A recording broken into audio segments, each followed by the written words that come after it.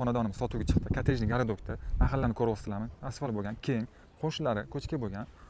Xo'p, xonadonimizda fasad qismini ko'ryapsizlar. Xonadonimizda 2 sotuv, 6 ta xona, 2 qavatdan iborat. Hovliga bemalol bitta mashina sig'adi. 4 ta sanuzeldan iborat xonadonga kirib kelishinglar. Bu yoqqa bemalol bitta mashina sig'adi. Katta mashinalar bo'lsa bemalol sig'adi. Bu yerga bitta tapchani zona qo'ysanglar, mana bitta yozgi oshxona, mangal, nima qilsanglar, qurasizlar, xullas. Hop, bu yerda shlanka, suvlari, jo'mray qo'l yuvadigan joy qilsanglar bo'ladi.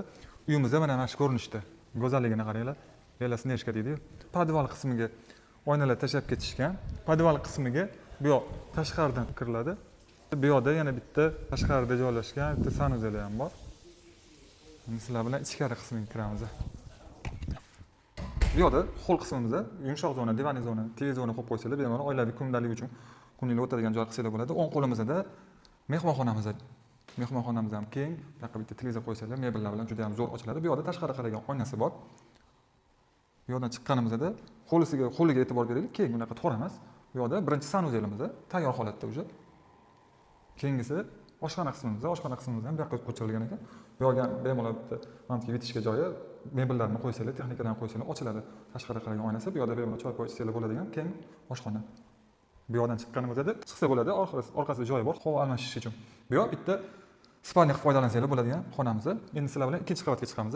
Baribir kelib ko'zinglar bilan ko'rsanglar boshqacha bo'ladi. Xo'p, bu yoqda kichkina xol qismimizda o'ng tomondagi xonadan boshlaydigan bo'lsak, kattalar yotoqxonasi, o'zining ichida sanuzellar bor. Bu uchinchi sanuzelimiz. Xo'p, bu yoqdan chiqqanimizda yana bitta sanuzelimiz.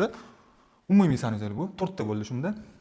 Xo'p, bu yog'imizda yana bitta spalniy qilib foydalansanglar bo'ladi.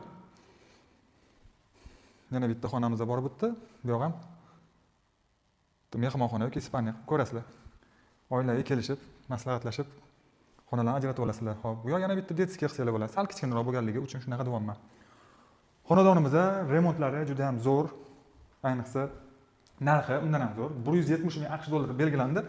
Hop, joylashgan joyi Sergeli tumani. Shunda Bobur mahallaga kirganinglarda Sug'diyona degan haqiqiy O'zbekona mahalla bor ekan. O'sha yerda joylashgan.